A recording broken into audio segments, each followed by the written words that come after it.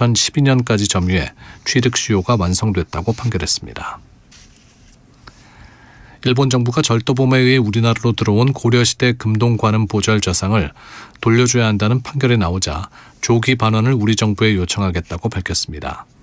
마스노 히로카즈 관방장관은 오늘 기자회견에서 지난해 6월 심리에서 스시마 간논지 주지가 출석해 불상의 소유자라고 주장한 것으로 안다며 불상이 조기에 반환될 수 있도록 한국 정부에 요청하겠다고 전했습니다.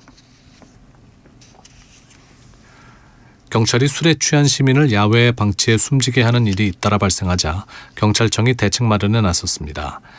윤익은 경찰청장은 오늘 오후 주취자 사망 사고가 발생한 서울 동대문구와 강북구 현장을 방문하고 다시는 이와 같은 일이 발생하지 않도록 재발 방지 대책을 마련하겠다고 밝혔습니다. 서울시 구청장 협의회는 기록적인 한파와 난방비 폭등으로 어려움을 겪는 취약계층에 자치구 차원에서 추가로 난방비 총 55억 원을 지원한다고 오늘 밝혔습니다. 추가 지원 대상은 서울시 난방비 지원 대상에서 제외된 서울형 기초생활수급자와 차상위 계층, 한부모 가족 등 약 5만 5천 가구입니다. 서울시 25개 자치구는 따로 신청을 받지 않고 이달 20일까지 대상 가구당 10만 원씩 현금으로 지급할 예정입니다. 대량 응징보복의 핵심 전력으로 평가받는 고위력 현무미사일의 시험 발사가 조만간 실시될 것으로 알려졌습니다. 군은 현무5 미사일의 정확한 명칭과 상세 재원 등을 공개하지 않고 있지만 세계 최대 탄두 중량인 8에서 9톤의 고중량 탄두를 장착해 파괴력을 높였고 지하 깊은 곳의 표적도 타격할 수 있다는 평가가 나옵니다. 오늘 밤은 전국이 대체로 맑은 가운데 밤새 기온이 큰 폭으로 떨어지겠습니다. 내일은 전국이 대체로 맑다가 차차 구름이 많이 끼겠습니다. 내일 아침 기온은 서울이 영하 6도 등 전국이 영하 12도에서 영하 1도로 오늘보다 5도에서 7도 정도 낮겠습니다. 내일 낮 기온은 서울이 3도 등 전국이 1도에서 9도로 오늘보다 3도에서 7도 정도 낮겠습니다. 10시 뉴스를 마칩니다. 윤인구였습니다. KBS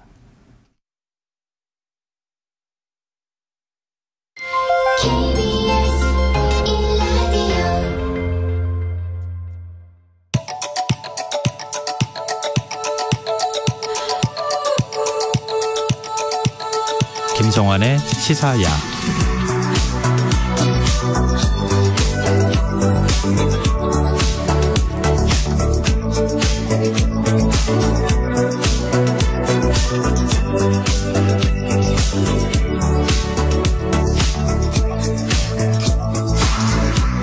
하루의 마무리, 오늘도 함께 하시죠.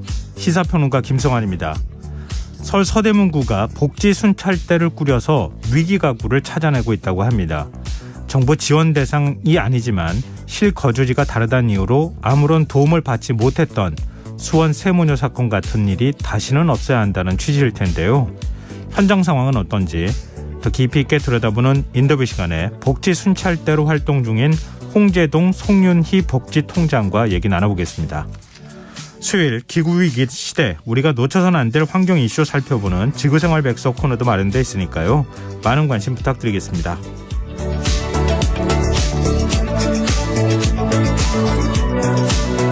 김성환의 시사에는 청취자 여러분들의 관심과 참여 기다립니다. 방송 내용과 관련해 의견 있으신 분들은 문자 보내주십시오. 당첨된 분들께는 모바일 쿠폰 보내드릴 텐데요.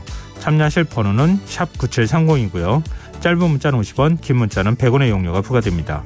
콩 어플리케이션과 KBS 라디오 유튜브 채널을 통해서도 저희 방송을 실시간으로 시청 또 참여하실 수 있습니다. KBS 라디오 김성환의 시사야. 그럼 지금 시작하겠습니다.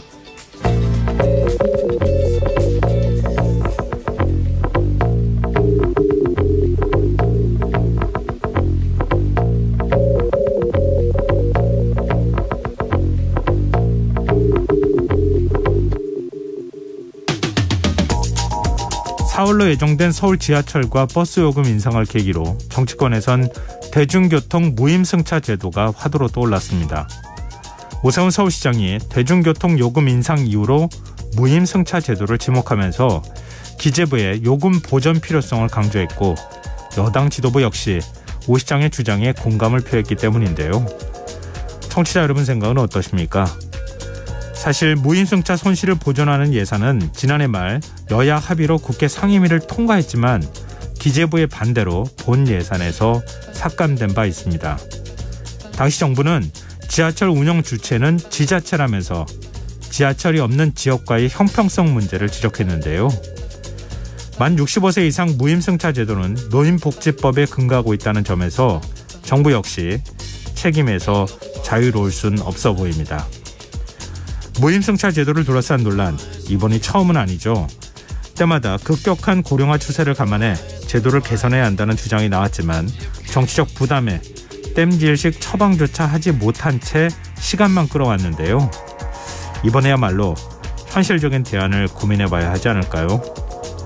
일각에서는 전 세계 어디에도 우리나라처럼 무료로 지하철을 이용하는 나라는 없다, 이런 얘기도 나옵니다만 우리나라 노인 빈곤율이 OECD 국가 가운데 가장 높다는 점도 놓쳐선 안 될 부분일 텐데요. 정치권의 논의가 단순히 무임승차 대상과 범위를 축소하는 손쉬운 방향으로 흘러가는 일은 없어야 하지 않을까요? 지하철 무임승차가 노인 이동권을 확대해 우울증 예방, 의료비 절감, 기초생활비 수급액 감소 효과를 가져온다는 긍정적인 분석도 있는데요. 이번 논란을 노인복지제도 전반을 재검토하는 계기로 삼으면 어떨까요?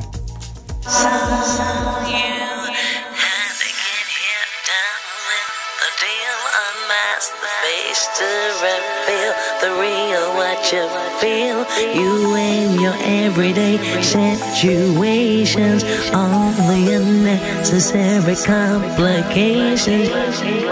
오늘 밤 당신 안에 꿈틀거리는 지식충전 본능이 깨어납니다. 여러분의 자유탐구 영역 김성환의 시사야.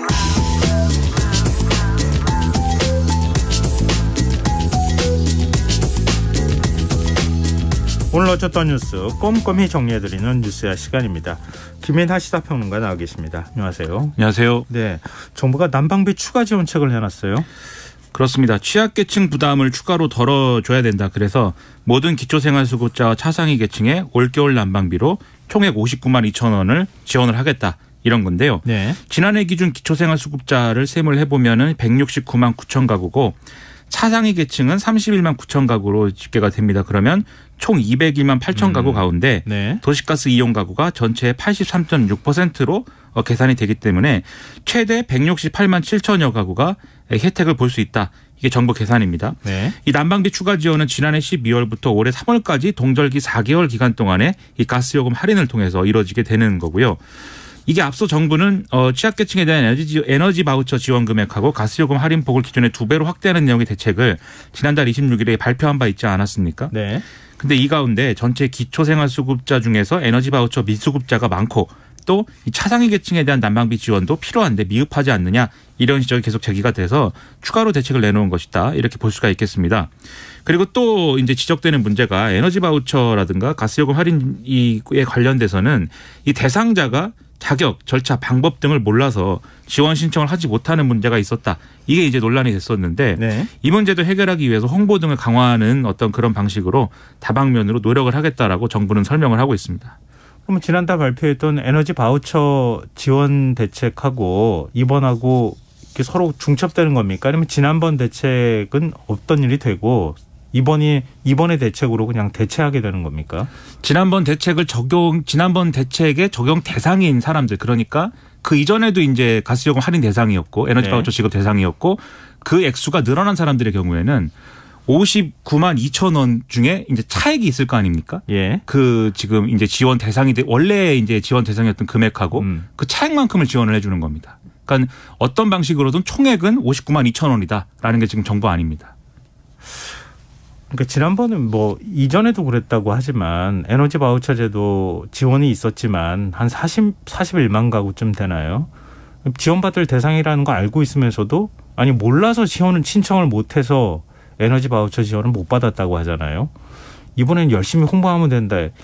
이래가지고 되겠는가? 너무 제도가 복잡한 거 아닌가라는 생각도 들거든요.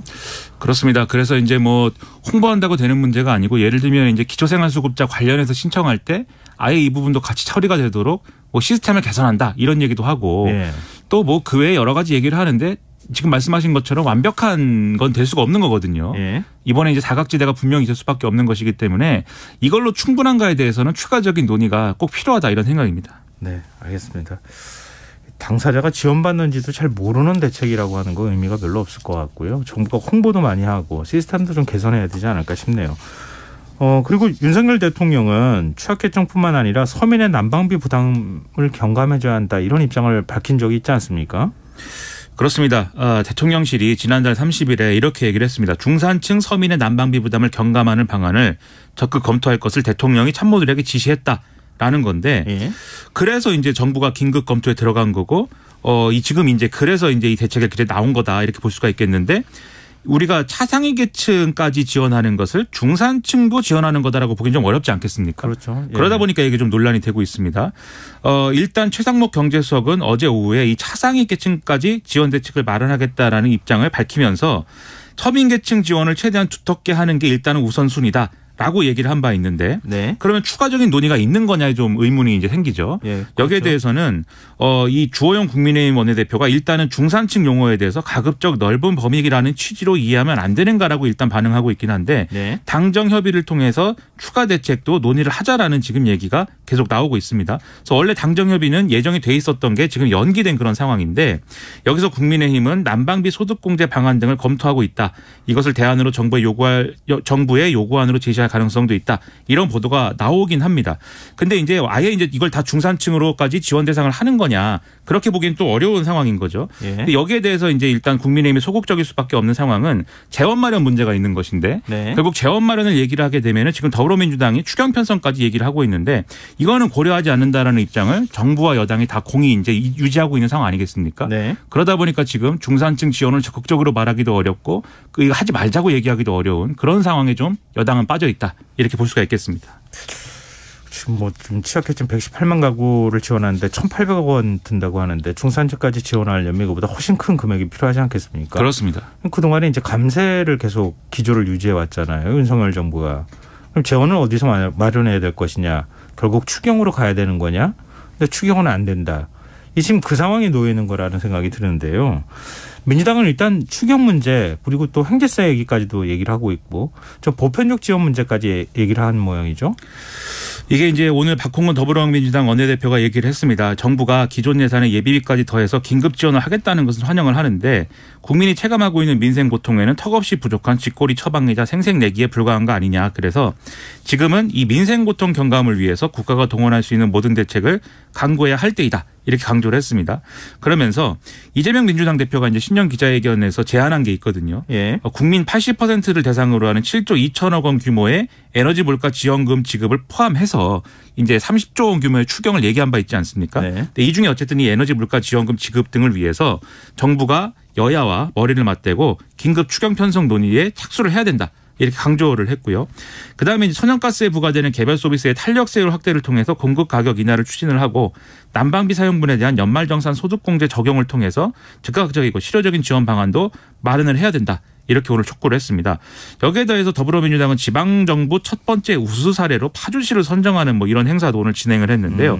이유가 또 의미심장합니다. 전국 지자체 최초로 모든 가구에 에너지 생활안정지원금 지급을 결정했다라는 거거든요. 그러니까 이런 방식으로 문제를 풀자라고 계속 주장을 하고 있습니다. 그러니까 전 세대에 20만 원씩 파주 지역 그 화폐라고 할 수 있는 파주페이로 지급한다고 얘기를 했잖아요. 근데 그걸 한 사례로 꼽았다. 그렇습니다. 이 문제까지도 검토하고 있는 거 아닌가 이렇게 또 생각이 될 수밖에 없겠네요. 다음 뉴스로 넘어가 보죠. 민주당이 김건희 여사의 그 주가 조작 의혹을 제기했던 김의겸 의원과 관련해서 대통령실에서 김의겸 의원을 고발하니까 무고죄로 맞고발하는 이런 일을 했습니까? 더불어민주당이 오늘 입장을 밝혔습니다. 민주당 법률위원회가 무고죄로 김의겸 의원을 고발한 대통령실 고발 명의자를 금요일 3일에 고발할 예정이다. 이렇게 밝혔는데요. 말씀하신 대로 지난달 30일에 대통령실이 정보통신망 이용 촉진 및 정보보호 등에 관한 법률 위반으로 김의겸 의원을 지금 고발한 그런 상황입니다. 이 대통령실은 김의겸 의원이 주장한 우리 기술 종목이 작전주라는 어떤 주장은 근거가 전혀 없는 것이고 가짜뉴스고 금감원에서 고발되거나 수사된 적이 없고 재판 중이기도 않기 때문에 이게 부당하다라는 취지로 고발을 했는데 네. 그러니까 더불어민주당은 그게 이제 무고죄에 해당하는 행위다라면서 지금 맞고발을 하겠다 이렇게 얘기를 하고 있는 겁니다. 그런 사실이 있는데 고발을 했으니 이건 무고다. 그렇습니다.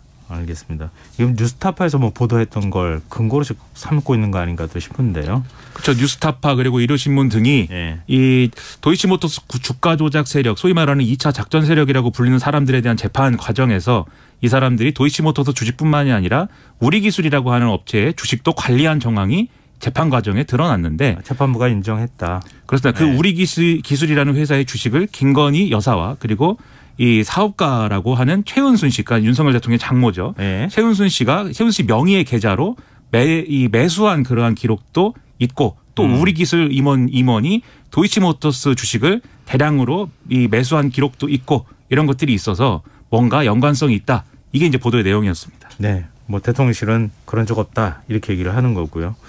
어쨌든 뭐 법적 다툼 문제로 가지 않나 싶네요. 그리고 민주당은 좀 장외투쟁 얘기도 하고 그러면서 대투쟁 수위를 계속 높여가고 있는 상황이에요. 그렇습니다. 장외 집회를 열겠다 이렇게 주장하고 있는 그런 상황이고 그다음에 이 김건희 여사의 지금 주가 조작 의혹과 관련한 대응 그리고 이 행안부 장관 이상민 행안부 장관에 대한 탄핵 소추 이거를 이제 추진하고 있는 그런 모양새입니다. 예. 일단 오늘 김건희 여사 주가 조작 진상조사 TF 1차 공개 회의를 민주당이 열었는데 그러니까 이 주가 조작 의혹이 심각하고 진상규명 요구가 높아지고 있기 때문에 이 대응기구 확대 개편 방안도 검토 중이다. 이게 박홍호 원내대표의 주장입니다. 그러면서 이 검찰이 끝내 모르쇠로만 일관한다면 비상한 각오로 특검을 반드시 관철할 거다. 이렇게 주장을 했고요. 예. 그리고 당 검찰 독재 정치 탄압 대책위 소속 의원들은 국회 로텐더홀 계단 앞에서 이 김건희 여사와 관련된 특검 도입을 촉구하는 릴레이 1인 시위도 시작을 했습니다. 그리고 이제 이 당내 철험회라는 모임에 소속돼 있는 의원들 40여 명도 같은 장소에서 철야 농성에 또 돌입을 했다. 이렇게 주장을 하니까 이 김건희 여사와 관련된 의혹에 문제 제기한다라는 거에 대해서 굉장히 강하게 이제 밀어붙이고 있는 상황이고요. 그리고 박홍호 원내대표가 이 얘기도 했습니다. 내일 2일 의원총회에서 탄핵 소추를 포함한 이상민 행정안전부 장관 문책 방안을 놓고 당 총의를 모으겠다 이렇게 얘기를 했는데, 네. 그러니까 탄핵 소추안 발의로 이제 갈 확률이 높아졌다 이런 얘기로 볼 수가 있겠죠. 네. 뭐 지금 방금 전에도 계속 얘기하셨던 것처럼 일반 민주당은 김건희 특검도 하겠다 이렇게 얘기를 하고 있는 상황인데 뭐 그러면서 대통령실하고 점점 긴장 관계가 더 높아지고 있는 거고요. 근데 이런 가운데 김건희 여사 행보는 점점 공개적이고 활발해지는 것 같아요. 그렇습니다. 어느 언론이 이제 제목을 이렇게 썼습니다. 조용한 내조는 없어지고 요란한 내조가 됐다. 이렇게 썼는데 예. 일단 한남동 관저에서 대통령실의 실무직원 30여 명을 불러서 도시락 오찬을 했다. 이게 오늘 보도가 됐죠. 예. 여기에는 국정기획수석실, 경제수석실 등의 주요 수석실의 선임 행정관급 이하 직원들이 두루 참석을 했다는 거고요. 대통령실은 여기에 대해서 김건희 여사가 고생하는 직원들 격려하는 자리였고 앞으로도 기회가 되는 대로 이러한 자리를 이어갈 것이다라고 설명을 했습니다. 그리고 이제 김건희 여사는 지난달 31일 오후에 경기 성남 분당구의 코리아 디자인센터에서 이 디자인계 관계자 200여 명이 모인 신년 인사에 참석을 하기도 했는데요. 네. 이 자리에서 한국 패션과 문화 그리고 디자인의 글로벌 경쟁력에 대한 발언을 하기도 했습니다. 그리고 선천성 심장질환을 앓던 캄보디아 소년 이 로타군을 용산 대통령실을 초청해서 윤석열 대통령과 함께 만나기도 하고 이 로타군을 번쩍 안아 들어 올리기도 하는 이런 모습을 또 연출을 해서 사진도 많이 보도가 되고 해서 그야말로 광폭 행보다 이런 평가들이 나오고 있습니다. 네, 지금 여러분께서는 KBS 라디오 김성환의 시사와 함께하고 계십니다. 계속해서 뉴스와 이어가겠습니다. 그런가 하면 윤석열 대통령은 오늘 구미를 찾았어요. 이 방문 시점도 여러 해석이 나오네요. 그렇습니다. 구미에서 이제 여러 일정을 진행을 했는데 체계적인 인재 양성 정책을 논의하기 위한 인재 양성 전략 회의를 신설을 하고 첫 회의를 경북 구미 금호공대에서 개최했다라는 겁니다. 이 슬로건이 지역을 살리는 인재로 성장하는 대한민국이었는데요. 이 자리에서 이주호 부총리 겸 교육부 장관이 첨단 분야 인재 양성 전략 방안을 윤석열 대통령에게 보고를 했고요. 네. 그리고 이제 우동기 국가균형발전위원장이 지방 인재 양성과 정주 체계 구축을 통한 국가 균형 발전 실현 방안을 제안을 하기도 했습니다. 근데 이런 내용보다도 이제 많이 관심이 모은 게 금호공대라는 장소에 대한 거였는데요. 이 박정희 전 대통령이 고급 산업 인력의 양성을 기치로 해서 자신의 고향인 경북 구미의 설립을 직접 지시한 이런 대학 아니겠습니까? 이 점이 많이 이제 좀 관심의 대상이 됐고 네. 여기에 대해서 윤석열 대통령은 박정희 전 대통령의 생가를 찾아서 위대한 지도자가 이끈 위대한 미래 국민과 함께 잊지 않고 이어가겠습니다. 라고 방명록에 쓰기도 해서 이걸 두고도 여러 가지 정책 해석이 또 제기가 되고 있습니다. 이게 결국 이제 최근에 전당대회와 관련돼서 이 대구 경북의 지지층의 여론이 좀 안 좋아진 측면이 있는데 네. 그래서 지지층을 다시 한번 결집을 시키고 또 이 박정희 전 대통령이 어쨌든 경제 부흥의 아이콘이다 이런 인식이 보수 유권자층에 있기 때문에 이런 이미지에 또 호소를 하면서 경제적 위기를 내가 극복하겠다 이런 의도가 담긴 행보라는 건데요. 여기에 또 박근혜 전 대통령의 71번째 생일이 내일이다라는 거거든요. 네. 이 점도 고려한 행보 아니냐 이런 여러 가지 분석들이 뭐 여의도 근처에서 막 나오고 있습니다. 뭐 사실 어디까지 믿어야 될 건가는 우리가 판단할 수 있는 문제는 아닌 것 같은데요. 원래 정치가 뭐 꿈보다 해몽이기도 하고 또 해몽이 직접 현실이 되기도 하고 뭐 네. 온갖 일이 일어나는 게 정치죠. 근데 이거는 또 흥미로운 부분이에요. 김기현, 안철수 두 이제 지금 당권 주자 아니겠습니까? 또 나란히 또 구미를 찾았어요. 그렇습니다. 이제 보수 텃밭에 쭉 이제 좀 구미도 찾고 그다음에 대구도 찾고 뭐 이런 일정들은 이제 좀 수행을 했는데 일단 김기현 의원 같은 경우에는 이기는 캠프 대구 출정식을 가졌고 대구와의 인연을 강조를 하면서 박정희 전 대통령의 업적을 언급을 했습니다. 그래서 대구 경북 통합 신공항을 박정희 공항으로 이름을 지으면 어떻겠느냐 이런 제안을 하기도 했고 네. 또 박정희 공항을 통해서 후세 대대로 대구 경북의 자존심을 지켜나가자 이렇게 주장하기도 했다는 거고요. 안철수 의원 같은 경우에는 박정희 정신 계승 사업회 대표단하고 간담회를 진행을 했는데 서울대 재학 시절에 박정희 대통령의 정 그리고 유경수 여사의 영자를 따서 만든 이 기숙사 정영사 출신이다. 이 점을 강조를 했다고 하고 예. 거기서 박정희 정신에 대해서 제가 학생 때부터 제대로 배웠다. 그래서 이런 박정희 전 대통령에 대한 어떤 관계 이런 것들을 굉장히 강조하는 그런 모습이었다라는 겁니다. 근데 이런 가운데 국민의힘 이준석 대표 몸풀기에 나선 겁니까? 뭐 책 출간한다고요? 그렇습니다. 지금 국민의힘 이준석 전 대표가 자신의 책 출간을 페이스북에 예고를 했습니다. 출간 이후 따로 출판 기념회는 갖지 않고 각지를 돌며 독자와의 만남을 기획하고 있다 이렇게 쓴 건데요.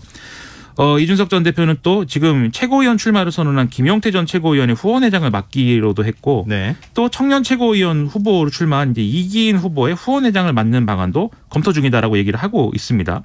여기에 대해서 이제 전남 순천갑 당협위원장인 천하람 변호사도 당대표 선거에 출마하기로 했다. 오늘 이 보도가 나오고 있는데요. 네.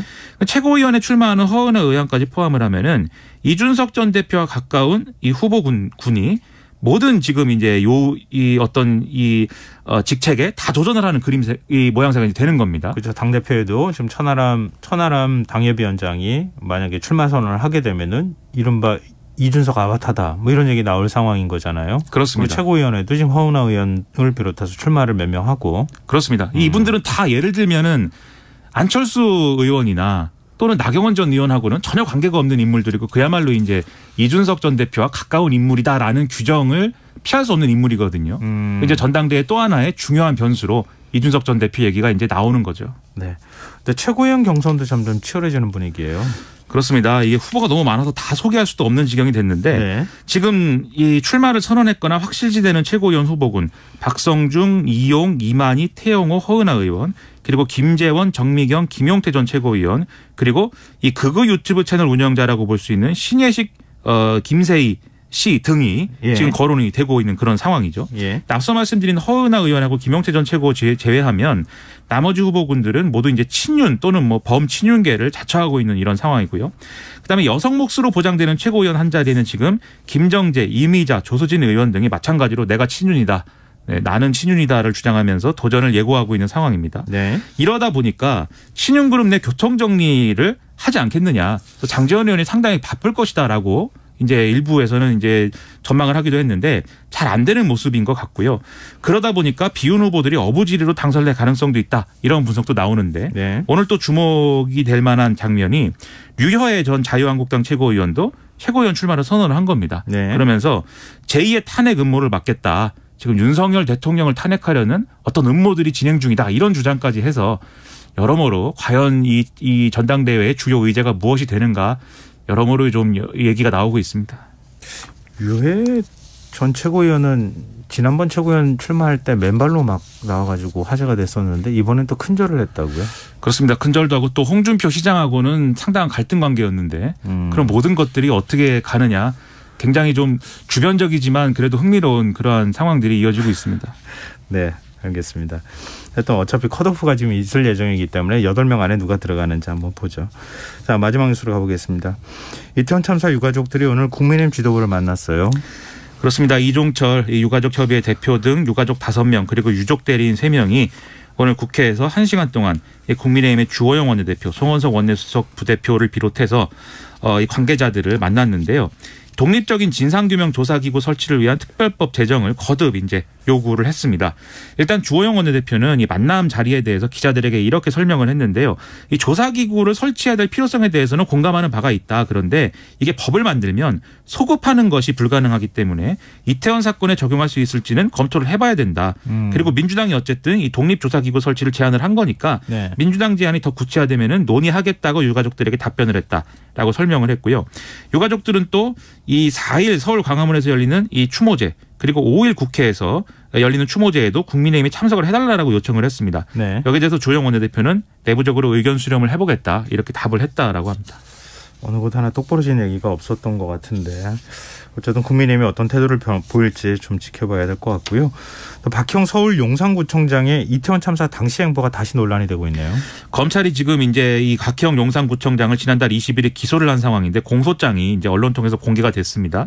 이 일부 내용이 공개가 됐는데 네. 참사 당일 오후 8시 59분에 비서실 직원들이 있는 단체 대화방에 삼각지역 인근 집회 현장으로 가서 윤석열 대통령 비난하는 전단 수거해라 이렇게 지시한 내용이 있는 걸로 확인이 됐고 예. 이 지시를 받은 비서실장이 당직 근무자에게 전화를 해서 이 지시를 전달을 했고 그래서 이제 당직 근무자들이 현장 출동을 했다라는 거거든요. 예. 이 당시에는 이태원 차도와 인도에 차량과 사람이 많아 복잡하다 이런 민원 전화가 오는 그런 상황이었기 때문에 이게 문제다라는 겁니다. 그리고 이제 이 밖에도 박형 구청장은 참사 당일 11시 23분 경찰, 소방 등이 아니고 권영세 통일부 장관에게 전화를 걸어서 상황 보고를 한 것으로도 파악이 됐는데요. 권영세 장관이 국회의원 선거를 치르던 시기에 정책 특보를 지낸 이력이 있기 때문에 뭐 관계가 있는 인물인데 그런데 왜 이런 걸 보고를 하고 있었는지에 대해서는 여전히 이제 의문이 커지고 있습니다. 우리가 참사 직후에 충분히 대응했다 큰 소리 쳤던 게 기억이 나네요. 네, 오늘 뉴스야 여기까지 하겠습니다. 지금까지 김민아 시사평론가였습니다. 고맙습니다. 고맙습니다.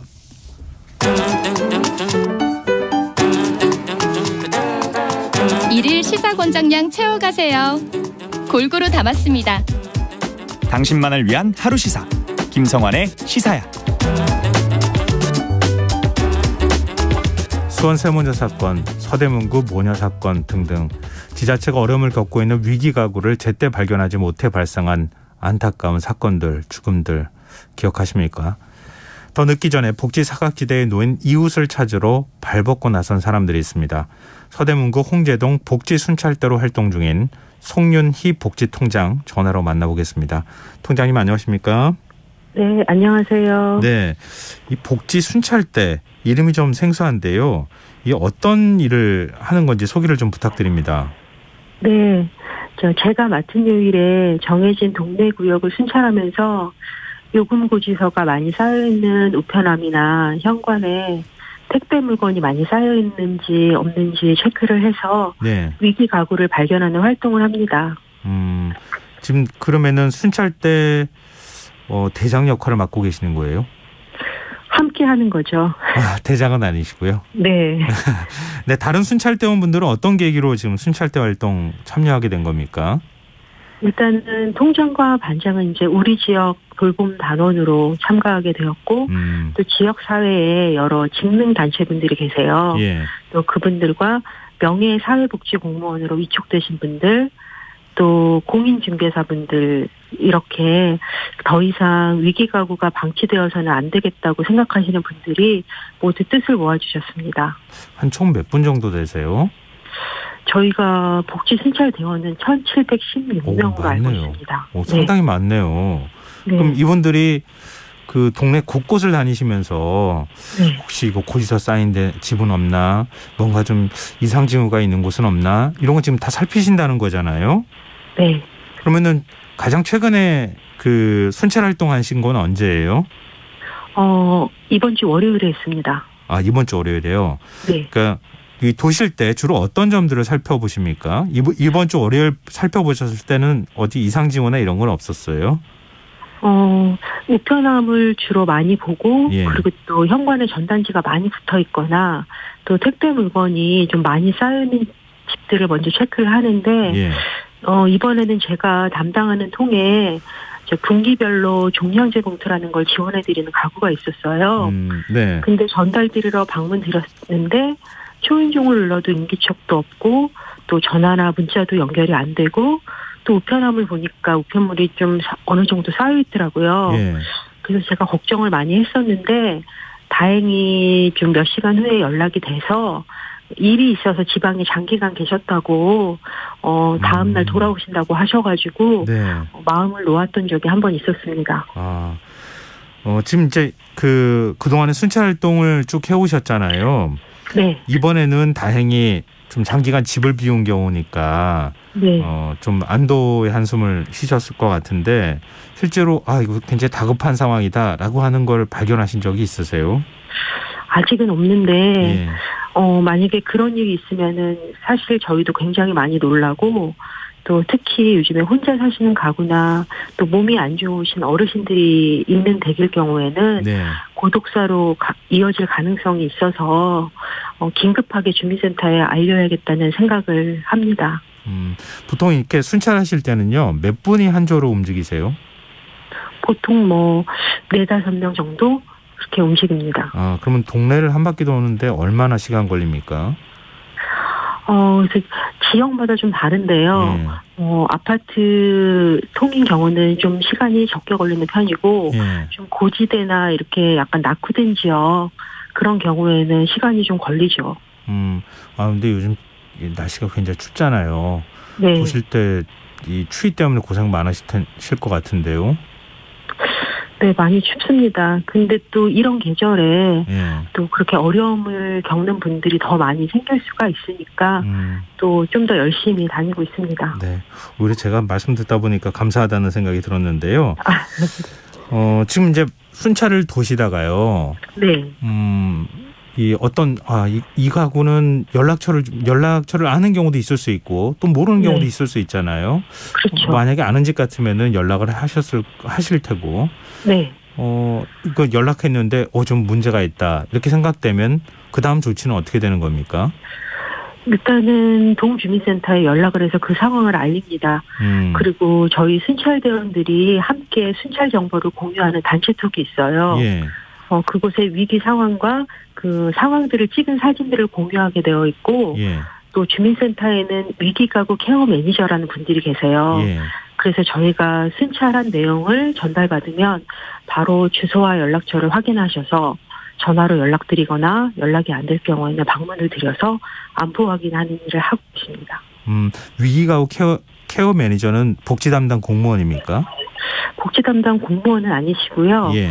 그 위기가구 발굴을 위해서 그 기간제 근로자로 일하시는 분들로 알고 있는데 네. 복지 사각지대 발굴 업무랑 또 발굴된 대상자들 또 취약계층에게 복지 서비스를 연계하는 일을 하고 계세요. 그렇군요. 그 다음에 이제 그분이 전문적으로 네. 이런 일이 있을 때는 그러면 어떻게 대처해야 한다 이런 게 또 다 매뉴얼화돼 있거나 그러겠네요. 예. 그렇군요.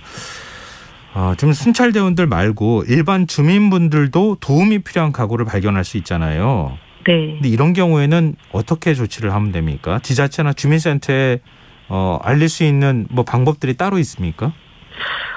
우선은 그 해당 주민센터에 방문하시거나 전화 주셔서 상황을 말씀해 주시는 게 제일 좋은 방법인데 네.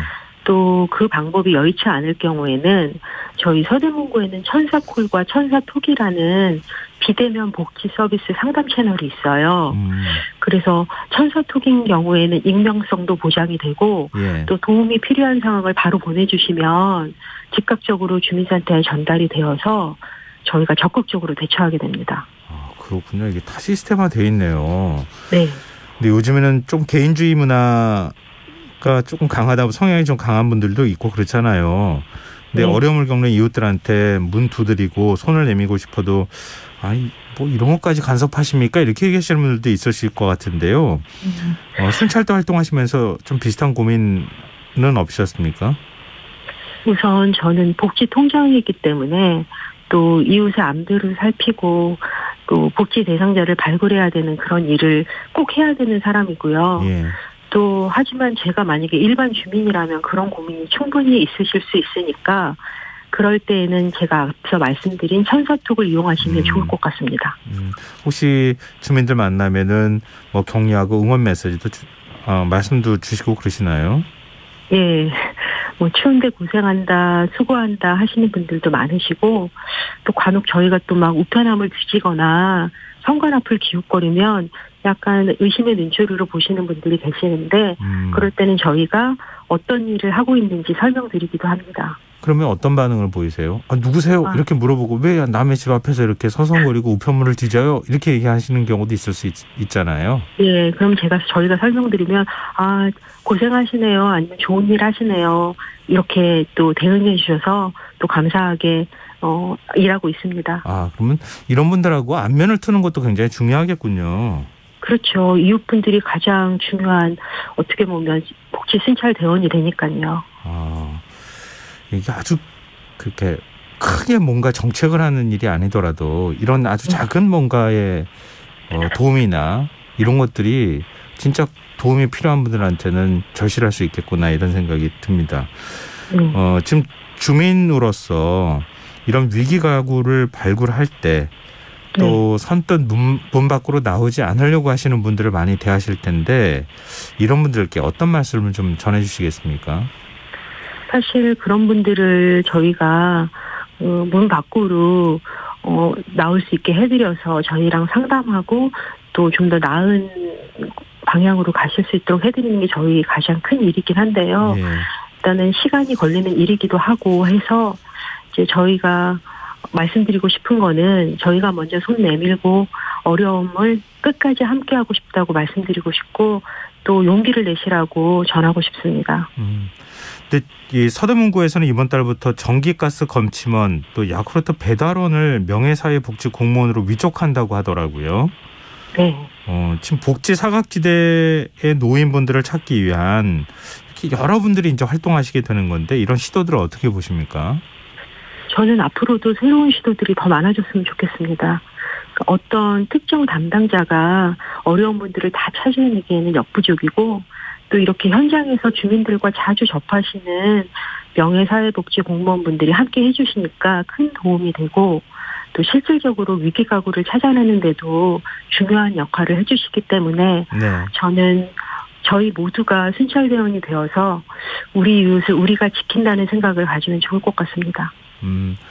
저희 청취자 석범님께서요. 이런 분들은 월급 많이 줘야 합니다. 이렇게 문자를 주셨는데요.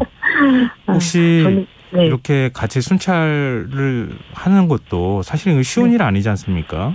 이런 분들한테 어떤 혜택 같은 게 있습니까? 우선 저는 통장이기 때문에 받는 월급이 있습니다. 네네. 하지만 다른 분들은 제가 알기로는 봉사로 알고 있습니다. 그냥 봉사하시는 거예요? 네. 그럼 통장님이 밥도 좀 사주시고 그러셔야 되는 거 아닌가요? 네. 그래야 될 것 같습니다. 근데 다 모두 고생하시는 분들인데 제가 그냥 마지막으로 힘드셨을 것 같아서 좀 여쭤봤고요. 저희 인터뷰 들으시고요. 청취자 5531님께서 복지 사각지대에 계신 분들은 눈에 잘 띄지 않기 때문에 누군가 관심을 가지고 알려주셔야 할 것 같아요. 국가의 손길이 먼저 가면 제일 좋겠지만 이웃들이 관심을 갖는 게 필요할 것 같습니다. 이렇게 또 문자를 주셨습니다. 그러니까 그 바로 이웃 역할을 지금 하고 계시는 거잖아요. 예. 우리 모두가 이웃이 되어야죠. 그렇죠. 네. 네. 우리 사회에 사실 잘 안 보이는 위기가구 발굴에 앞장서서 나서서 발품을 팔면서 그런 분들을 찾아내는 분입니다. 서대문구 홍제동 송윤희 복지통장 이야기 나눠봤습니다. 오늘 말씀 고맙습니다. 네, 감사합니다. 네.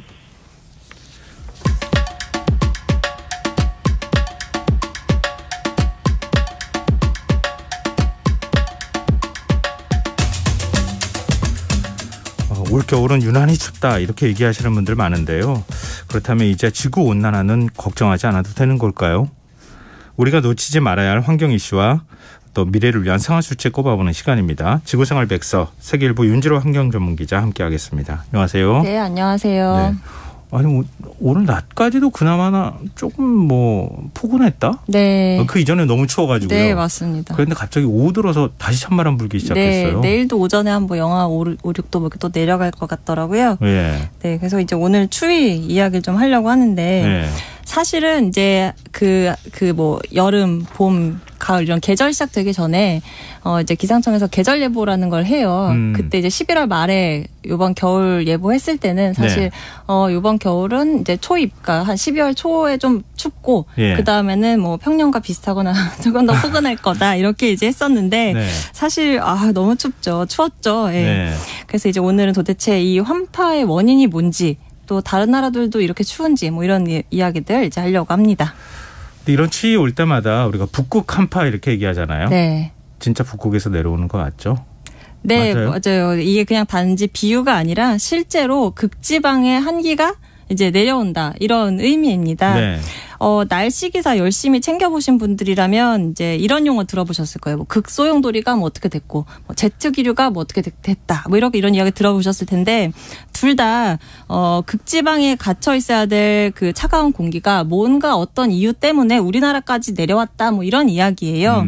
근데 이제 극소용돌이, 제트 기류 이게 정확히 어떤 의미인지 또 두 개가 같은 건데 뭐 용어만 다른 건지 뭐 좀 이렇게 좀 천천히 설명을 드리겠습니다. 근데 제트 기류라는 표현은 꽤 많이 들었던 것 같은데요. 네. 극소용돌이는 진짜 조금 낯설어요. 네. 근데 이 설명을 그때마다 듣긴 듣는데 네.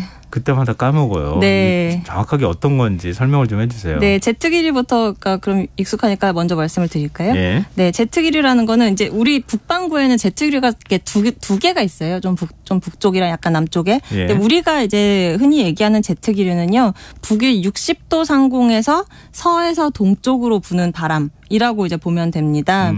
바람이라고 제가 말씀을 드렸는데 네. 바람이 부는 이유는 우리가 이제 보통 기압차 때문이라고 알고 있어요. 네. 이 자연은 항상 이제 평형을 맞추려는 성질이 있어요. 그걸 이제 그렇죠. 쉽게 우리가 주변에 볼 수 있는 게 뭐 뜨거운 냄비를 바깥에 내놓으면 이게 식죠. 그리고 뭐 이렇게 우리가 차가운 손으로 뜨거운 거 만지면 온기가 느껴지고 이게 다 이제 평형을 맞추려는 건데 예. 기압도 마찬가지입니다. 한쪽이 고기압이고 한쪽이 저기압이 있으면 공기가 좀 많은 고기압 쪽에서 저기압 쪽으로 이제 흘러가려고 해요. 예. 그런 흐름을 우리가 이제 바람이라고 이야기를 하는 건데 바람이 꼭 기압차 때문에 발생하는 것만은 아닙니다. 온도차 때문에 불기도 해요. 네. 그 온도차 때문에 바람이 어떻게 만들어지느냐? 북반구에서는 이렇게 만들어져요. 그러니까 차가운 게 왼쪽, 따뜻한 게 오른쪽에 두고서 바람이 불어갑니다. 그러니까 무슨 얘기냐면 예. 지구본을 떠올려 보세요. 우리 북극이 춥잖아요. 예. 그러니까 그거를 왼쪽에다 두고 이 적도 지역이 뜨거우니까 이걸 오른쪽에 들고서 내가 움직인다고 생각하면 서에서 동으로 움직인다라는 뜻이잖아요. 그래서 네네. 이제 그게 바로 제트 기류가 되는 거예요. 예. 그 제트 기류는 북위 60도 상공에서 시속 한 200에서 400km로 부는 굉장히 빠른 바람이에요. 그러니까 예. 이 굉장히 이렇게 막 빨리 부는 바람이 딱 거기 60도를 가로막고 있으니까 이 뭐 저위도나 고위도 바람이 서로 이렇게 섞이기가 어렵겠죠. 그래서 이제 우리 여름에 에어커튼 같은 비슷한. 네, 예. 네 맞습니다. 정확히 알고 계신데, 예. 그런데 이 제트 기류가 때때로 속도가 느려질 때가 있어요. 그러면 이제 흐름이 좀 구불구불해지면서 얘가 이제 좀 그 저위도로 축 처지게 되는데 네. 이게 만약에 한반도 쪽으로 처진다. 그러면 이제 그 제트 기류 위쪽에 있어야 돼, 북쪽에 있어야 될 이 한기가 우리나라를 덮게 되는 거죠. 그래서 이제 이게 매서운 추위가 찾아올 때 원인일 때가 좀 있습니다. 그러면은 제트 기류는 어느 정도 이해가 됐고 극소용돌이는 뭡니까? 극소용돌이는 뭐냐면요. 북극 상공의 차가운 저기압 덩어리라고 이제 이해를 하면 좋은데, 네. 그러니까 북극 상공에 뭔가 차가운 공기 덩어리가 있다라는 거예요. 네네. 사실 이렇게만 이해하셔도 뭐 큰 무리는 없지만, 예. 이게 이제 제가 아까 저기압 덩어리라고 했거든요. 예. 그러면은 지구과학에 조금 관심이 있다, 나 조금 안다라고 하시는 청취자분들이라면 이 단어가 되게 어색하게 느껴질 수 있어요. 왜요? 왜냐면요, 우리가 이제 보통 저기압이라고 하면 저기압은 상승 기류를 말하거든요. 대표적인 게 태풍이 열대성 저기압이에요. 네. 그러니까 태풍은 언제 만들어지냐면 바닷물이 되게 뜨겁게 열을 받았을 때 얘가 막 상승 기류가 엄청 강해지면 태풍 저기압이 엄청 강해지는 거거든요. 네. 그래서 보통 우리가 이제 저기압이라고 하면 더운 날에 상승 기류랑 관련이 있다 이렇게 이제 보통 알고 있거든요. 근데 어떻게 저 추운 북극에 저기압이 생기냐, 이상하잖아요. 그래서 이게 궁금하실 수 있는데 사실 요거를 설명해 주는 데가 거의 없어요. 그래서 네. 제가 이제 혹시나 궁금하실 분이 계실까 봐 이제 말씀을 드리면 이게 이제 어느 높이에서 바라보느냐에 그 차이 때문에 그렇습니다. 무슨 말이냐면 우리가 뭐 아까 제가 말씀드린 태풍이라든가 아니면 뭐 일기예보에서 오늘은 저기압 때문에 비가 오겠습니다라고 할 때 그 저기압은 네. 우리 이제 지표와 가까운 그러니까 대기 하층에서 이제 저기압을 이야기하는 거예요. 네. 근데 이제 하층에서 공기가 그렇게 이제 하늘로 올라가다 보면 상층, 대기 상층 입장에서는 공기가 자기 쪽으로 몰려드는 거잖아요. 네. 그럼 여기는 하층은 저기압이지만 상층은 고기압이 되는 거예요. 네, 그래서 반대로 상층이 저기압이면 하층은 고기압이고요. 그래서 예. 극소용돌이라는 거는 제가 아까 저기압이라고 말씀드렸는데 이거는 상층에서 일어난 현상이에요. 그러니까 상층이지만 하층은 고기압이다. 네, 좀 지치실 것 같은데. 아니 또 우리 네. 지구과학 선생님이 네. 학생 가르치는 느낌이 들어가지고 네. 이거 학교에 문제 나오면 많이 네. 틀릴 것 같은 느낌. 이 설명을 들으면 이제 안 틀릴 겁니다. 그래도 헷갈릴 것 같은 느낌 계속 드는데요. 네. 근데 이렇게 설명을 듣고 나니까 아까는 이제 평형 그러니까 우리 네. 지표면을 중심으로 해서 네, 서쪽에서 네. 동쪽으로 부는 바람 네, 제트기류 네, 네. 이렇게 이해하면 될 것 같고 지금 말씀하신 거는 수직 단면으로 잘라가지고 위에서 보느냐 아래에서 보느냐 관점의 차이로 뭔가 저기압 고기압으로 이해하면 어떨까. 물론 그냥 쉽게 과학적인 원리로 제가 말씀드린 건 아니에요. 네네네. 쉽게 그냥 둘 다 되게 높은 하늘에서 뭔가 차가운 공기가 막혀 있다 뭐 이렇게 보시면 될 것 같아요. 그렇군요. 하여튼 네. 공기덩어리라고 아까 이해하면 된다고 하셨죠? 네네네네. 네. 그런데 그 극소용돌이라고 하는 이 현상이 네. 기후변화하고도 관련이 있습니까? 아니요. 그렇진 않고요. 예. 극소용돌이라는 것 자체는 그냥 원래 자연적으로 존재하는 현상입니다. 원래 이제 기상하시는 분들은 많이 알고 원래 이제 아는 내용인데 네. 이게 이제 워낙 요새 날씨가 되게 극한 그런 이제 그 양상을 띠잖아요. 네. 그러다 보니까 그 원인으로 이제 많이 지목이 되다 보니까 이제 대중에게도 많이 알려지기 시작한 건데요. 이제 극소용돌이도 제트기류와 마찬가지로 이 소용돌이 치는 힘이 이따금씩 이렇게 약해져요. 그 약해지다 보면 아까 제트기류 제가 설명드린 것처럼 이게 중위도까지 영향을 주게 되는 거거든요. 근데 사실 이 극소용돌이랑 제트기류는 그냥 별개의 독립적인 현상이에요. 그런데 이 두 개가 뭐 동시에 약해지거나 할 때가 있어요. 그러면은 한파의 강도가 굉장히 세지는 거죠. 그래서 그렇죠. 이제 우리 이번 겨울에 엄청 추웠던 게 이 두 개가 이제 우리나라로 다 이제 축 처지거나 한파가 쏟아지거나 했던 건데 예. 자, 그럼 여기서 제가 딱 반걸음만 더 들어가 볼게요. 우리가 북극발 한파가 몰아칠 때 그냥 기온만 추운 게 아니라 바람도 강하게 불 때가 많아요. 네, 이번 우리 맞아요. 설 연휴 이번엔 많이 마지막 불었잖아요. 날도 그쵸 막 예. 결항되고 이랬잖아요. 예. 바람 때문에. 왜 그럴까요? 선생님은 선생님이 질문까지 하시니까 네. 제가 당황스럽잖아요. 네. 제가 설명을 드리면 네. 그러니까 이 추운 게 극지방에 있는 상층의 찬 공기가 저위도로 내려온다라고 말씀드렸는데 네. 얘가 이제 점점 중위도로 내려오다 보면 주변 공기는 자기보다 따뜻할 거 아니에요.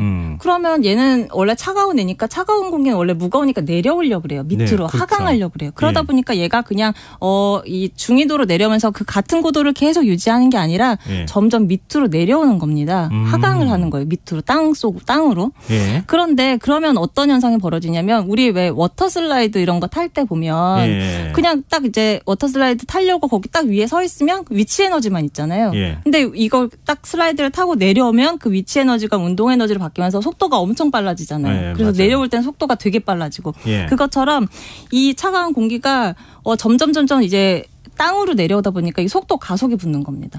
그러다 보니까 이게 바람이 엄청 세지는 거예요.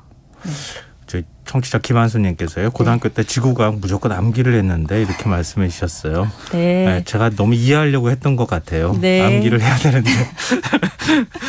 자, 이제 그 극소용돌이가 기후변화 때문만은 아니다. 발생하는 네. 거에 대해서 말씀해 네. 주셨는데요. 네. 올해 유럽은 유난히 또 겨울이 따뜻해서 문제잖아요. 네, 맞습니다. 뭐 스키장 눈이 다 녹았다 이런 얘기도 하고 있는데. 네, 맞아요. 사진들도 아마 보셨을 텐데 막 다 잔디밭처럼 돼 있고 네. 그 슬로프만 아주 가느다랗게 띠처럼 이렇게 눈이 덮여 있고 이런 사진 보셨을 텐데 이제 제트기류가 약해지면 쭈글쭈글한 모양으로 흐른다고 말씀을 드렸잖아요. 예. 그러면 이렇게 기류가 축 처지는 곳이 있을 거고 그게 이제 우리나라를 덮었던 거고 반대로 이렇게 쑥 북극 쪽으로 올라가는 지역도 있을 거 아니에요. 그러다 그렇죠. 보면 이렇게 쭉 올라가는 쪽은 반대로 이제 굉장히 뭐 겨울이 왜 이렇게 따뜻해? 뭐 이런 이제 현상이 나타나게 되는 거죠. 이제 그게 우리가 작년 12월 중순부터 1월 초까지 엄청 추웠을 때 네. 반대로 이제 유럽에서는 그렇게 이제 제트 기류가 쑥 올라간 그 지역에 위치하게 돼서 뭐 스키장 운영이 어려울 정도로 굉장히 따뜻했죠.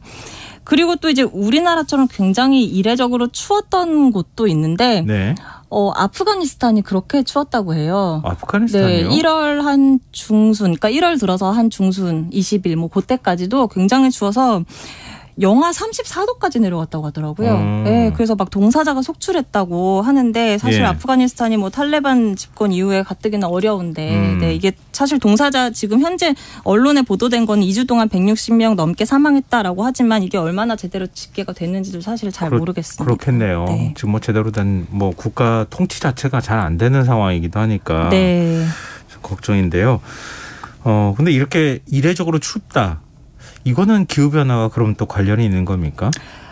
제가 이제 뭐 제트 기류가 어쩌고 극소용도리가 어쩌고 해서 뭐 되게 추웠다 이렇게 말씀을 드렸는데 네. 그럼 이게 과연 기후변화 때문이냐라고 하면 사실 저 마음 같아서는 네라고 이제 말씀을 드리고 싶은데 네. 이제 과학이라는 거는 계속 증명을 거듭해서 이제 말하잖아요. 굉장히 네. 이제 신중한 분야다 보니까 아직 기후변화와 제트기류 그리고 제트기류와 극소용도리 이게 서로 어떤 관련을 맺고 있는지 정확하게 밝혀지진 않았어요. 그저 이제 지금 알려진 거는 뭔가 제트기류가 구불구불 흐르고 극소용도리가 약해지면 제트기류도 덩달아서 같이 약해지는 그런 패턴이 보이긴 한다. 그리고 예. 기후변화가 이런 현상을 부추기는 것 같다. 하지만 연구는 더 해봐야겠다. 약간 요 정도로 지금 나오고 있다. 이렇게 이해를 하면 좋을 것 같고요. 너무 신중하게 말씀하시는 거 아니에요? 지금 다른 데는 다 기후변화랑 관련이 있다고 얘기를 하고 있잖아요. 그쵸. 네.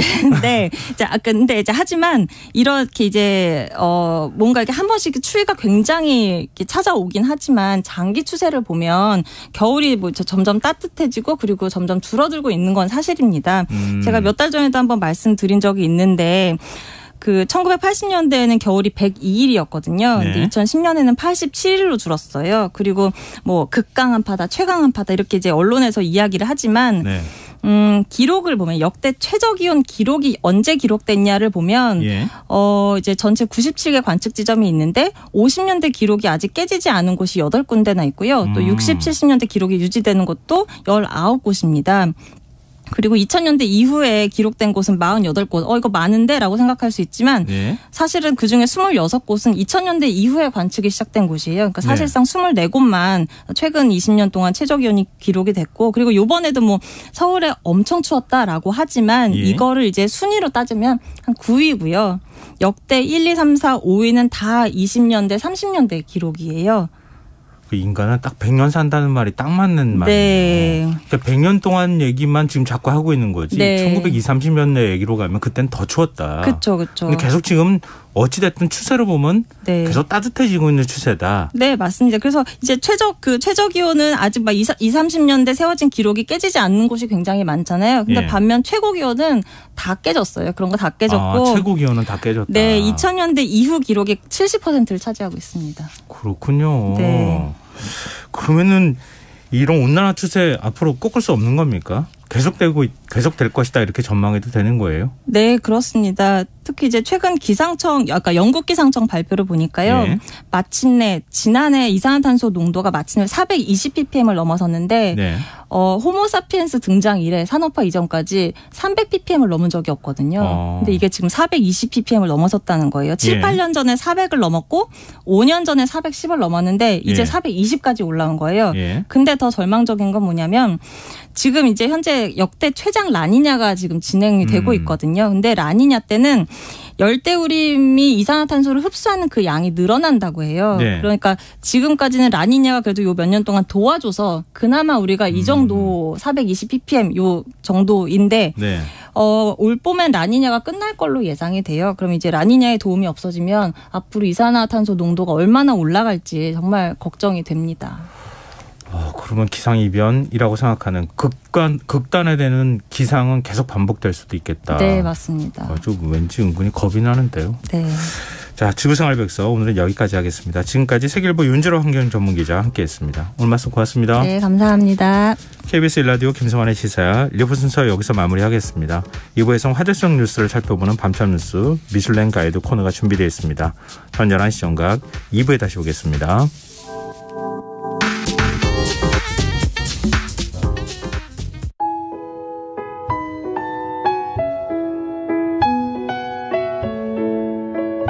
경제적인 어려움에 처한 위기 가정들이 늘고 있습니다.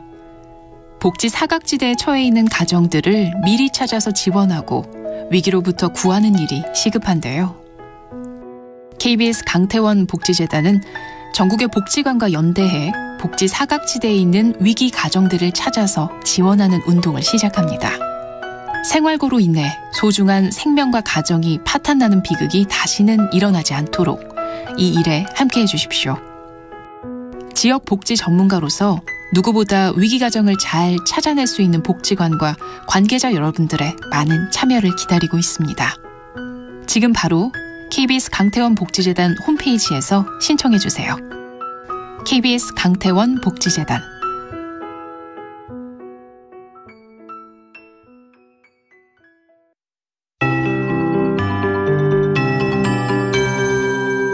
KBS 58분 날씨. 내일은 전국이 대체로 맑다가 구름 많아지겠습니다. 동해안과 강원 남부산지, 경북 북동산지와 경남권 동부에 건조특보 발효 중입니다. 불씨관리 잘해 주시기 바랍니다. 오늘 오후부터 찬바람이 불면서 경기 북동부와 강원도, 전북 북동부와 일부 충북, 경북 내륙에 한파주의보 내려져 있습니다. 내일 아침 최저기온 서울 영하 6도, 광주 영하 3도 등 전국이 영하 12에서 영하 1도로 오늘보다 5에서 10도가량 떨어지겠습니다. 낮 최고기온은 서울 3도, 대구 6도 등 전국이 1에서 9도로 바람도 강하게 불어 체감온도는 더 낮겠습니다. 동파와 냉해, 건강관리 등에 유의하시기 바랍니다. 동해안에는 너울성 파도 밀려오겠습니다. 풍랑특보가 발효된 대부분 먼바다와 제주도 앞바다는 최대 초속 16m의 강풍이 불고 물결이 4m까지 높게 일겠습니다. 항해나 조업하는 선박은 조심하시기 바랍니다. 내일 전국의 미세먼지 농도 전 권역이 좋음에서 보통으로 예상됩니다. 당분간 전국에 대체로 맑은 하늘이 드러나겠습니다. 기온은 평년과 비슷하겠고 다음 주 초반 제주도와 강원 영동에 비가 올 전망입니다. 서울의 현재 기온 영하 2.3도, 습도 59%, KBS 58분 날씨 박성준입니다.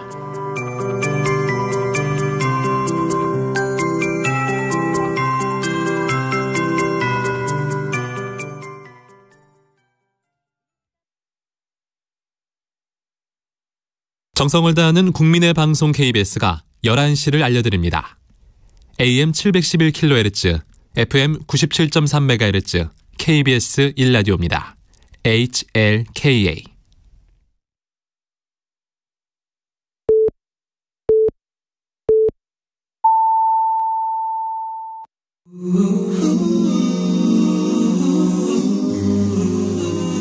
이 밤 그냥 보내긴 아쉬우니까요. 당신의 하루의 끝까지 야무지게 채워드립니다. 당신의 지식 충전소 김성환의 시사야.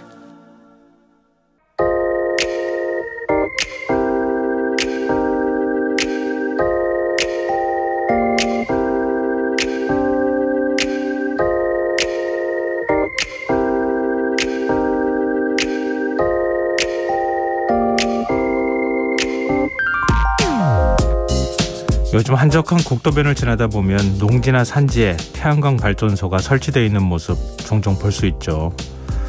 혹시 그럴 때 이런 생각하신 적 없으신가요? 아유, 농사 짓기에도 아까운 땅인데 큰 비가 내려 산사태라도 나면 다 쓸려 내려가는 거 아니야? 신재생에너지 확대 정책에 따라 단기간에 우후죽순격으로 태양광 발전소가 들어서면서 생겨난 일종의 부작용이라고 할 수 있는데요. 탄소 중립을 달성하기 위해 친환경 재생에너지 확대가 불가피하다면 이런 문제점을 보완할 수 있는 보다 지혜로운 방법은 없을까요? 전남 영광군 월평마을이 농지에서 전기와 쌀을 동시에 생산하는 시도를 하고 있다고 합니다. 올해 마을 농지 약 5만 제곱미터에 2.5메가와트 규모의 태양광 발전소가 조성될 예정인데요. 영농형 태양광으로는 국내 처음으로 시도되는 메가와트급 설비라고 합니다. 이 발전소가 가동되면 약 14,000가구가 1년 동안 사용할 수 있는 전기를 생산하고 온실가스를 1년에 1,458톤 감축하는 효과가 있다고 합니다. 흥미로운 점은 태양광 패널을 설치한 땅에서 농사를 지을 수 있다는 점인데요. 태양광 모듈을 약 4m 높이로 높게 설치해 햇빛이 작물에까지 충분히 비칠 수 있도록 해서 작물의 생육에 영향을 미치지 않도록 했다고 하고요. 또 모두를 지지하는 구조물이 농지 면적에서 차지하는 비중도 5%가량에 그쳐서 농산물 생산량도 크게 줄지 않는다고 합니다. 이 모든 것들이 기계식 용농이 가능하도록 해달라는 마을 주민들의 요구를 반영한 거라고 하네요. 이번 사업에는 전남도와 녹색에너지연구원, 그리고 시공사, 한국에너지정보문화재단 등 다양한 기관과 회사가 참여하고 있는데요. 마을 주민들이 발전소 설계부터 이익 공유 방식까지 전 과정에 참여해 의견을 냈으니 갈등이 있을 리 없겠죠. 최근 친환경 재생에너지가 골칫덩어리 취급을 받고 있는 사회적 분위기가 조성되고 있는데요. 농촌 환경을 해치지 않으면서도 청정에너지를 생산하고 농가 수익에도 도움이 된다면 이보다 좋은 일이 또 있을까요? 지금까지 오늘의 발견이었습니다.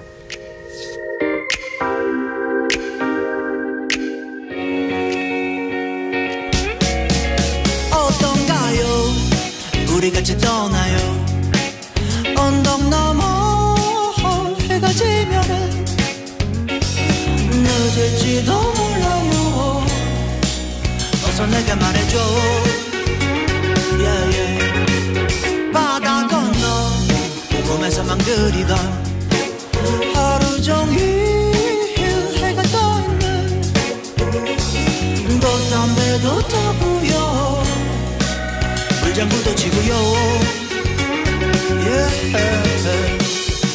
그대 위해 마차를 준비했지.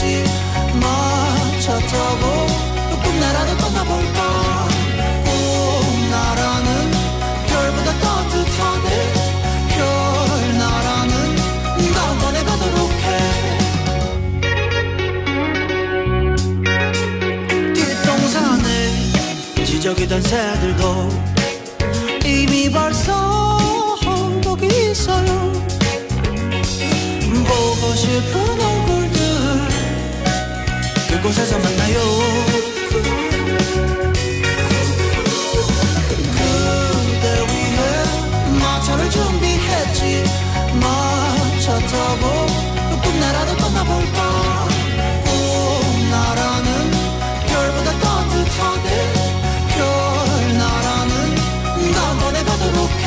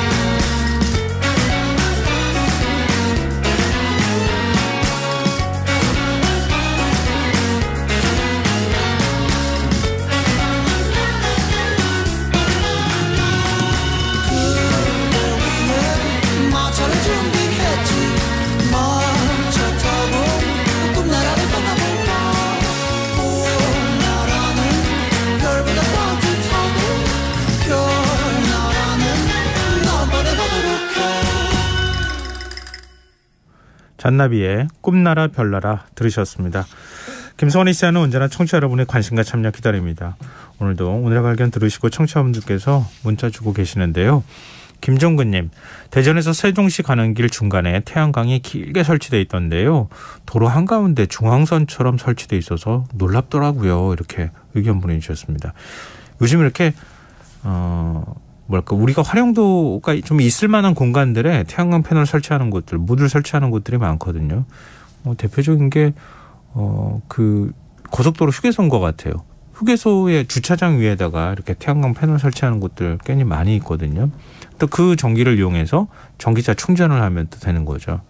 이런 시도들이 계속 있는 것 같습니다. 그리고 7130님, 일석이조라는 사자성어가 떠오르네요. 이렇게 또 알려주시기도 하셨습니다. 그동안에 농지에 태양광 패널 설치해가지고요, 경작지가 줄어드는 좀 역설적인 상황이 벌어졌거든요. 환경을 위하는 시설인데 또 에너지를 생산하면서 농지가 줄어들면 또 홍수라든가 이런 것도 영향을 미칠 수 있고, 농작물이 줄어들면 그것도 또한 여러 가지 손해를 일으키잖아요. 그런 걸 보완할 수 있는 영농형 지금 에너지 생산 문제에 대해서 굉장히 관심을 많이 갖고 있는 모양입니다. 이런 새로운 시도들이 계속 있었으면 좋겠습니다. 자, 계속해서 문자 주십시오. 저희가 추첨해서 당첨된 분들께 모바일 쿠폰 선물로 드리겠습니다. 참여하실 문자 번호는 샵9730이고요. 짧은 문자는 50원, 긴 문자는 100원의 정보 이용료가 부과됩니다. 콩 게시판 KBS 1라디오 유튜브 채널을 통해서도 무료로 참여하실 수 있습니다. KBS 1라디오 김성환의 시사야와 함께하고 계신 지금 시각은 11시 7분입니다.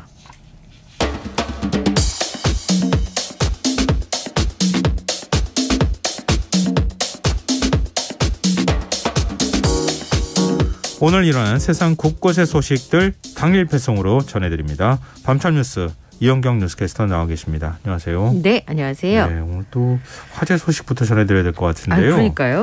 대구 섬유 공장에서 큰 불이 났어요. 인명피해는 혹시 없었습니까? 네, 지금 오늘 오전 6시 50분에 이곡동 성서산업단지 섬유공장에서 화재가 발생을 해서요. 사실은 8시 10분쯤에 인근 주민들한테 안전한 곳으로 대피하라는 안내 문자가 발송이 되기도 했습니다. 불이 나자마자 소방당국에서 대응 2단계를 발령을 하고 헬기와 가용장비를 동원해서 4시간 만에 진화를 했는데요. 불이 시작된 공장에 직원이 한 명 있었어요. 근데 시간 자체가 굉장히 이른 시간이었잖아요. 그런데 재빨리 대피를 했기 때문에 다행히 인명피해는 없었습니다. 근데 문제는 공장 안에 어쨌든 섬유 공장이니까 얼마나 가연성 물질들이 많이 그렇죠. 존재를 했겠습니까? 가열성 그 섬유가 많고요. 게다가 건물 외벽이 또 여러분 아시는 단어 샌드위치 패널로 되어 있어서 불이 빠르게 번지면서 섬유와 침구류 공장 석동이 아주 새까맣게 불에 타버렸는데요. 이 주변 공장 외벽들이 다 이 샌드위치 패널로 되어 있어서 하마터면 굉장히 큰 불로 번질 뻔한 위험한 순간이었습니다. 그리고 이게 처음에 불을 목격하신 분 얘기를 보면 섬유공장 안에 공기정화를 위해서 공조기가 설치돼 있었는데 거기서 시작된 불꽃을 발견하고 이분이 신고를 하셔서 대피를 해서 인명피해는 없었습니다만 어쨌든 시작이 거기라는 부분이 좀 눈여겨봐야 될 것 같고요. 그다음에 이번에 아침에 이제 이른 시각에 발생을 했으니까 출근하시던 분이 진짜 멀리서 봐도 시커먼 구름이 떠 있는 거를 볼 수 있을 정도로 그런 상황이 벌어졌습니다. 그러니까 아침 출근길에 그걸 보니까 이거 운전을 해도 그쪽으로 가도 되나? 이런 염려하는 마음들이 있을 수 있는 그런 부분이었어요. 근데 지금 공장까지 이렇게 진입하려고 하는 소방차가 못 들어가가지고 문제가 좀 있었다고요? 샌드위치 패널 구조로 되어 있었기 때문에 진입하기가 굉장히 어려웠다라고 하는 소방 당국의 이야기가 있었는데 화재 4시간 만에 불길을 잡기는 했습니다만 초기에 진입로를 확보하는 게 굉장히 중요하잖아요. 그렇죠. 근데 그거가 안 돼서 진입에 굉장히 어려움을 겪었다고 합니다. 도로에서 공장까지가 너무 멀고 또 소방 호스를 연결해야 되는 상황이 발생을 한 건데요. 멀기 때문에 소방 호스를 연결해서 현장에 진입을 했고 공장 서편 쪽에 굴절 사다리차 2대가 투입이 됐었습니다. 여기가 성서산업단지 내에 있는 섬유공장에서 발생한 화재였는데 산단 인프라가 지나치게 노후되어 있는 상황이어서 오래된 산단 인구가 보네요. 그러니까 우선 오래된 곳은 길 자체가 좁아요. 골목길도 좁고 그러다가 큰 공장이 아니라 작은 공장이 타닥타닥 붙어 있으니까 소방차가 들어가는 것도 어렵지만 또 오래된 곳이니까 이 공장 안에 스프링클러도 없었던 그 당시에는 꼭 설치해야 되는 의무가 아니니까 이러다 보니까 사실은 빨리 대응을 하고 싶어도 화재를 진압하는데 여러 가지 어려움들을 갖게 될 수밖에 없는데요. 그래서 공장하고 공장 사이의 틈으로 장비를 집어넣어가지고 헬기를 동원해서 가까스로 불을 잡았다고 합니다. 또 이런 상황 들으니까 큰 불 난 간 게 천만다행이라는 생각이 드네요. 그러니까요. 그리고 이제 불이 난 맞은편 공장에서 일하시던 분이 불이 계속 번지는데 처음에 소방관들이 출동을 했을 때는 물을 뿌릴 수도 없었다라고 얘기할 정도로 그러니까 이제 건너편에 불이 보이잖아요. 그러니까 건너올까 봐 얼마나 마음을 졸이셨겠습니까? 지금 이제 성수공단 상황을 말씀해 주셨잖아요. 네. 이게 공단 조성한 지 꽤 오랜 시간이 흐르면서 지금 공단 자체가 좀 노화된 것 아닌가 이런 얘기를 하셨는데 네. 얼마 전에도 화재가 있었잖아요. 예. 12월 7일 날 달서구 월암동의 성소공단에 입주했던 인쇄공장에서 불이 났었죠. 네. 그러니까 섬유공장도 그렇고 인쇄공장도 그렇고 어쨌든 조금이라도 불씨가 튀게 되면 큰 불로 번질 수 있고 또 그 유독가스들이 많이 발생할 수 있는 가연성 제품들을 많이 취급을 하는 업종이기 때문에 그런 부분들 때문에 불이 나면 2차 피해가 있지 않을까 걱정을 하게 되는데요. 그 당시에서도 인쇄 공장에서 불이 났는데 폐한 냄새가 멀리까지 이제 분진하고 그렇죠. 번지면서 있었던 게 기억이 나요. 예, 그래서 많은 분들이 피해를 호소한 경우들이 있었는데 멀리 가서 이렇게 까맣게 쌓이고 하니까 그런 부분들 때문에 얘기가 많이 있었죠. 이 불로 공장 관계자 3명이 연기를 흡입해서 병원으로 이송이 됐고 소방관 2명도 화상을 입어서 그때 병원 갔었잖아요. 그런데 다행히 생명에 지장이 없었고요. 작년 3월하고 10월에도 대구가 섬유 산업이 굉장히 발달되어 있는 지역인데 그렇죠. 섬유 공장에 화재가 있었습니다. 아무래도 이런 부분들에 대해서는 지자체에서도 좀 본격적인 대응이 필요하지 않을까. 그렇죠. 예, 공단 차원의 노력도 필요하겠지만 그렇죠. 예, 지자체 차원의 여러 가지 지원 대책도 좀 있어야 되지 않을까 이런 생각이 드네요. 근데 보통 이제 우리 겨울 되면 최근 들어서 갑자기 이제 눈이 좀 많이 내려가지고 산불 얘기가 별로 안 나왔는데 원래는 산불 얘기를 굉장히 많이 했었어요. 네, 그렇죠. 겨울이 가물었다 그래가지고. 네. 근데 지금 봄철 산불 조심 기간이 벌써부터 시작이 되는 거예요? 네. 작년 3월에 울진하고 삼척에 진짜 불이 크게 나서. 그거 아마 많은 분들 기억하시죠. 예. 서울 면적의 4분의 1이 넘는 지역에 산림이 불에 타서 1986년 집계 이후에 가장 큰 산불로 기록이 됐었는데요. 이 산불을 포함해서 작년의 산불 통계를 보면 742건이 발생해서 최근 4년 동안의 평균과 비교하자면 1.4배나 높았고 피해 면적은 10배가 넘었고 피해 금액은 1조 3천여억 원에 달했습니다. 작년 너무 건조했잖아요. 맞아요. 물론 건조했다고는 하지만 산불이 한번 발생해서 너무 많은 면적을 태우다 보니까 피해가 굉장히 심각했던 겁니다. 남부지방에는 가뭄, 동해안에 건조경보가 계속되고 있는 상황에서 그럼 올해는 괜찮냐. 대형 산불에 대한 우려들이 굉장히 커지고 있는 상황인데요. 지금 경북 지역이 굉장히 건조하다고 해요. 경북 지역은 눈이 별로 안 왔으니까. 예, 그리고 지난번에도 이제 그 호남 지역의 가뭄에 대해서 말씀하셨잖아요. 섬 지역에 지금 물을 일주일에 한 번씩 다 실어다가 쓴다. 그 말씀도 하셨었는데 올 봄에는 경북 지역 같은 경우는 또 비가 적을 것으로 예상이 돼서 산불 위험이 굉장히 큰 상황입니다. 그래서 산불 조기 탐지를 위해서 인공지능을 도입한다고 해요. 네. 산불이 자주 나는 10개 그 지자체에 250개의 지능형 CCTV 영상을 인공지능이 학습해서 초창기 불이 튈 때를 빨리 잡아낼 수 있도록 하는 그런 조치를 취한다고 합니다. 그리고 초대형 헬기를 산불 초기부터 적극적으로 활용을 하고 산불 진화차나 이동형 물주머니도 도입을 한다고 하는데 가뭄이 극심하면 사실은 원전이나 송전탑이 있는 지역에 만약에 생각하기도 싫지만 화재가 발생한다고 하면 국가 차원에서 굉장히 위험한 상황이 벌어지잖아요. 또 내일부터 날씨가 추워진다고 하니까 지금 동해안하고요. 영남 내륙의 실효습도가 35%를 밑돌고 있다고 합니다. 굉장히 건조하네요. 네. 게다가 이제 강원, 경북, 전남 해안 지역에 시속 90km 안팎의 강풍이 예고되고 있는 상황이어서 산불 우려가 커질 수밖에 없는 상황이니까요. 각별히 불씨 관리 신경 쓰시기 바랍니다. 자, 다음 뉴스로 넘어가 보겠습니다. 고려시대 불상 주인을 두고 10년 넘게 법적 다툼이 있었는데 이게 이제 아마 많은 분들이 기억은 하실 거예요. 일본 관음사에서 불상을 갖고 온 거죠. 네. 갖고 온 건데 소유권이 어디에 있느냐. 이거 가지고 논란이 됐던 거잖아요. 예. 사실 제가 갖고 온 거라고 표현했지만 당시에는 훔쳐왔다 이런 얘기도 있었던 것으로 알고 있는데. 고려시대의 금동관음 보살상인데 외구의 약탈로 라고 추정이 가능한 상황인 거잖아요. 일본에 넘어갔다가 우리나라 절도범이 그걸 훔쳐서 갖고 들어온 거예요. 네. 상황이 참 묘한 상황인 그렇죠. 거죠. 예, 그래서 우리 정부가 이거를 압수를 했습니다. 이 불상에 대해서.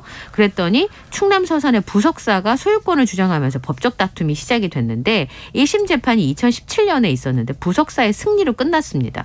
그러니까 부석사의 소유라 그러면 이제 정부에서 그 압수한 불상을 줘야 되는 상황이 발생을 하는 거잖아요. 그렇죠? 예. 네. 그런데 검찰이 항소를 했습니다. 그러니까 정부를 대리해서 항소를 하게 된 거고 불상을 부석사로 돌려주면 안 된다라고 하는 강제 집행정지 신청도 법원에서 받아들여지면서 항소심이 굉장히 길어졌었는데요.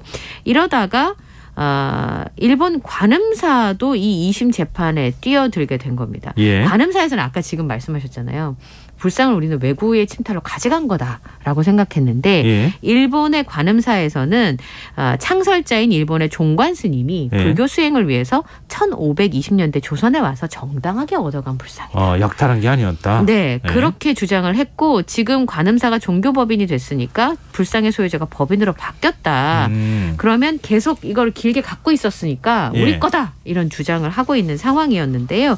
어쨌든 지금 결론은 어떻게 났냐면 1심은 부석사의 승리로 끝났으니까 정부에서 부석사에 지금 불상을 줘야 되는 상황이었는데 네. 2심 법원은 불상 소유권이 일본에 있다라고 판단을 했습니다. 우선 1330년 고려시대에 서주 부석사에서 이 불상을 만들었고 예. 외구의 약탈로 일본에 넘어간 건 맞대는 거예요. 예. 그런데 제일 일본 사찰이 최소 60년 동안 불상을 가지고 있었기 때문에 20년인 취득시효가 완성이 됐다는 거죠. 그러니까 오랫동안 가지고 있었던 사람의 소유권을 인정해 준다라는 얘기인 겁니다. 네. 또 불상을 만든 서주의 부석사라는 곳이 지금 서산에 있는 부석사와 같은 자리라고 보기 어렵다라고 하는 주장을 한 겁니다. 그런데 이거는 지금 1심이 그 얘기를 나온 거잖아요. 우리 정부와 부석사의 소유권과 관련된 내용이니까 그러면 어쨌든 지금 우리나라 사찰인 부석사의 것은 아니다라고 2심은 지금 판단을 한 거예요. 1심은 부석사의 거라고 얘기를 했고 그러면 여기서부터 이제 그럼 소유권은 어디 있는 거야? 그럼 어떻게 되는 거예요? 일본 관음사에 갖다 줘야 되는 거예요, 다시? 그건 아니라는 겁니다. 그건 아니에요? 예, 그러니까 이번 민사 사건은 서산의 부석사가 불상이 우리 거니까 주세요라고 했는데 항소심은 그 요구를 기각한 거예요. 예. 이제 그 재판부는 그 부분만 판단을 한 거고 예. 그러면서 불상을 일본 관음사에 반환하는 취지는 아니다라고 얘기한 거고요. 불상 반환 문제는 유네스코 협약 취지나 문화재 보호와 관련된 국제법적 이념 등을 고려해서 다른 재판 그러니까 별도의 재판을 통해서 다툴 필요가 있다라고 하는 의견을 냈습니다. 그러니까 부석사는 아니다. 재판부가 아쉬움이 많이 남고 대한민국 용기 있는 판사가 있었으면 좋겠다라고 하면서 이제 결론 이거잖아요. 지금의 부석사가 서주 부석사와 같은 곳이냐. 근데 아닐 수 있다라고 하는 게 재판부의 생각인데 그동안 납득할 만한 여러 가지 자초를 제출했다는 거고 이런 판결이 나오니까 일본에서요. 우리 정부에 조기 반환을 요청하겠다. 일본 정부 차원에서? 네. 지금 이런 얘기들이 나오고 있습니다. 글쎄요. 그 일본이 약탈하게 갔다는 걸 또 우리가 입증해야 되는 책임이 있는 거 아닌가 굉장히 복잡해졌어요. 그런 말입니다. 자, 지금 여러분께서는 KBS 1라디오 김성환의 시사회와 함께하고 계십니다. 밤잠스 계속 이어가겠습니다. 오늘부터 서울 택시 기본 요금이 인상이 됐어요. 네. 유독 아침에 빈차가 많이 보였다 이런 기사 내용도 제가 봤는데 어떻습니까? 네. 분위기가? 택시 기사분들도 그렇게 많이 체감을 하시고 실제로 좀 예상이 됐던 일이었긴 했는데 손님이 많이 좀 줄었나 봐요. 네. 특히 집에서 역으로 가는 단거리 손님들도 항상 있잖아요. 걸어가기는 좀 멀고 버스 타고 가려니까 좀 돌아가는 것 같고 이제 그러면 택시를 불러서 타고 가시는 경우들이 많은데 이런 경우는 요금이 딱 오르게 되니까 그러지 말아야지. 좀 더 일찍 일어나야지. 이제 손님들이 그렇게 생각하기 시작한 거죠. 중형 택시 요금이 지금 3,800원에서 4,800원 기본 요금이 올랐고 기본 거리가 400m가 줄었어요. 그러니까 네. 예전엔 기본 거리가 2km였는데 지금은 1.6km로 줄어들게 되고 그다음에 132m당 오르던 게 131m당 100원씩 오르게 되니까 실제로 체감하는 건 굉장히 커질 수밖에 없는 상황이죠. 그래서 사실은 심야 택시 할증도 좀 늘어났기 때문에 지난번에 말씀드린 것처럼 강남에서 서울역까지 오는데 낮에 오시던 분이 네. 요금이 오르고 심야 할증이 40%까지 적용이 되는 11시부터 2시 사이에 만약에 타시면 네. 느낌상은 네. 2배 가까이 요금이 올랐다고 느끼실 수 있는 그런 상황이 벌어질 수 있습니다. 그러다 보니까 많은 분들이 실제로 뭐 예상은 했습니다만 좀 덜 타신다라고 하는 반응들이 있네요.